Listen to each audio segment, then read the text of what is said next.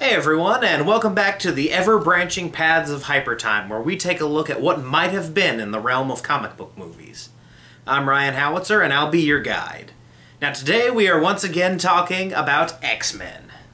Starting in 1984, Marvel was trying to get X-Men on the big screen, and there were several attempts between '84 and the eventual 2000 release of Bryan Singer's X-Men, and there were some big names attached to some of them.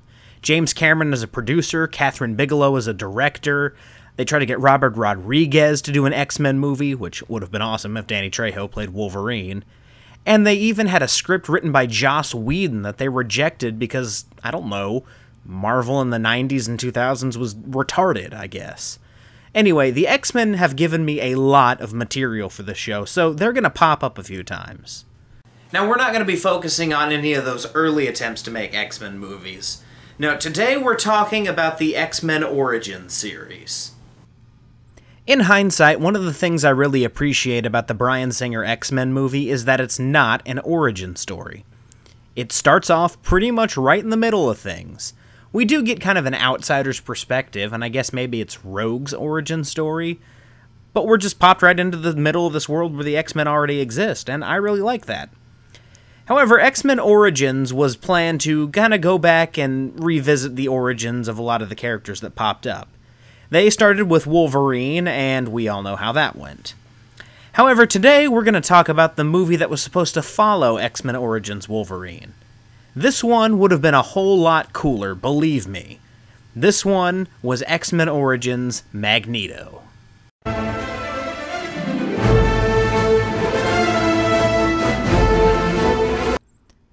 Aside from Wolverine, Magneto probably has the most interesting backstory out of any of the X-Men characters. I mean, in the comics, he was a survivor of Auschwitz, and then he tried to live a normal life with his wife who he met in the concentration camps, but was forced to leave because of his mutant abilities. He was a Nazi hunter, he fought Hydra alongside Professor X, and he even stole some Nazi gold to finance his quest. Magneto is really cool when you think about it. It's also really interesting to juxtapose him with Hitler, seeing as how he was a victim of Hitler's crimes, but then he goes on to do much the same thing that Hitler was trying to do. What was their plan to handle a Magneto origin story? Well, basically they were going to take that first scene from the very first X-Men movie and make it 2.5 hours long. Around December of 2004, 20th Century Fox approached Sheldon Turner about writing an X-Men spin-off movie. He decided to focus the movie on Magneto's backstory, calling it a combination of the Pianist and X-Men.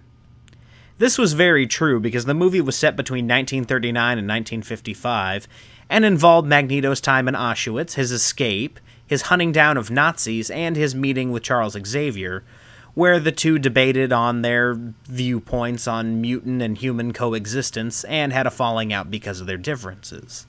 Now, if any of this is sounding very familiar to you, I'm going to go ahead and spoil the very end of this episode. This is X-Men First Class. In one of their few moments of sanity regarding a superhero project, 20th Century Fox really liked the script that Turner turned in, and decided to go ahead with the movie.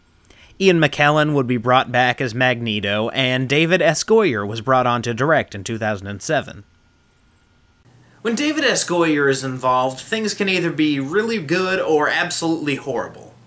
On the really good side, you've got things like Batman Begins, The Dark Knight, Constantine, the first two Blade movies, but on the really bad side, you've got things like Ghost Rider, Spirit of Vengeance, and Blade Trinity. I couldn't get a hold of a script for this movie, so I have to go off a synopsis on Tumblr, which, like most things on Tumblr, was filled with yelling and incoherent babbling.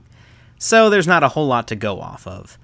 From what I can gather, in the movie, Magneto escapes from Auschwitz with a girl who he eventually marries. Somehow he accidentally kills her, and then he runs off to Israel where he meets Charles Xavier for the first time.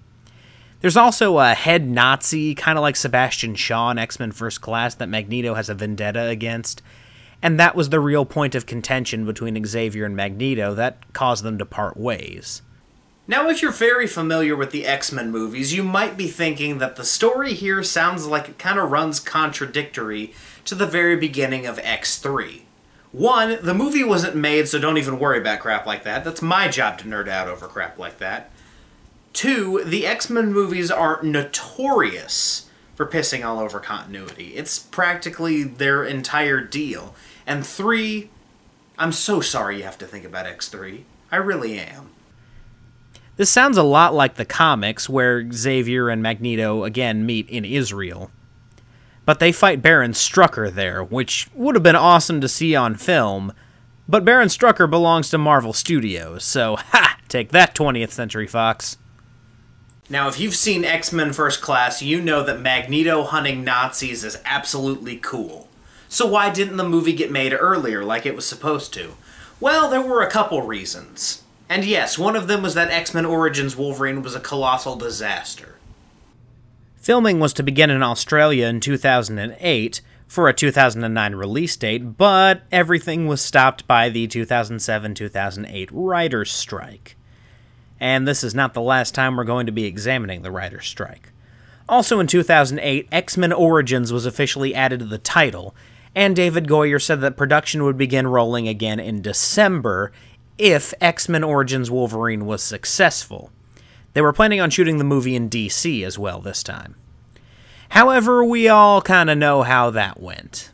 Yeah, I already brought it up. X-Men Origins Wolverine essentially killed this movie. In 2010, 20th Century Fox officially declared the movie dead, saying that it had been absorbed into X-Men First Class. And if you watch X-Men First Class, which I highly recommend you do if you haven't already, you can see a lot of the similarities. And you know what? They were really well used in X-Men First Class, so I guess if this movie had to die so that X-Men First Class could be a thing, it's a noble sacrifice. It's one that I can certainly live with. I do kind of wish that we got to see this movie, though.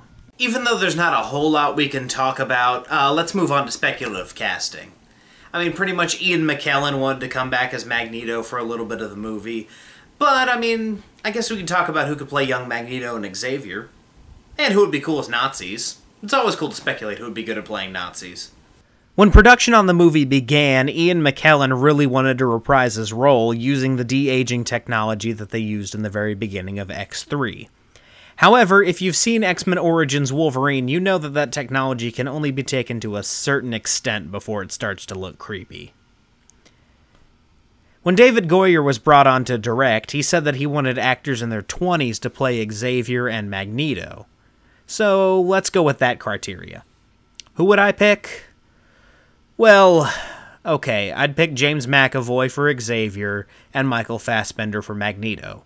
I'm sorry, I know that's a cop-out, but they were just so good in X-Men First Class. And I know they would have been good in this movie. They're amazing actors, and they're really good at those roles. Now, as far as Nazis, we all know Christoph Waltz can play a good Nazi.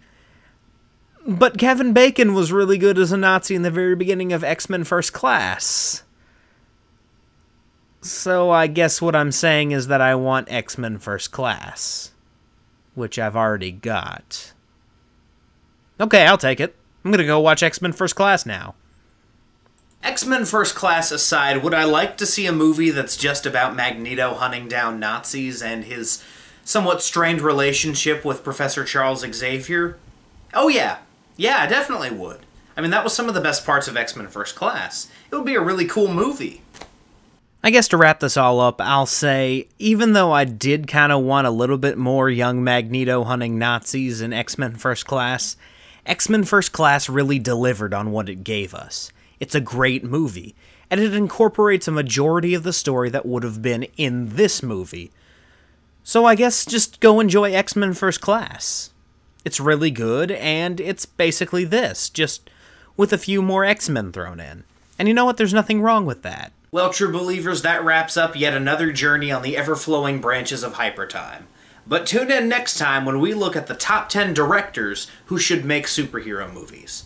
I'm Ryan Howitzer, and I'll see you next time.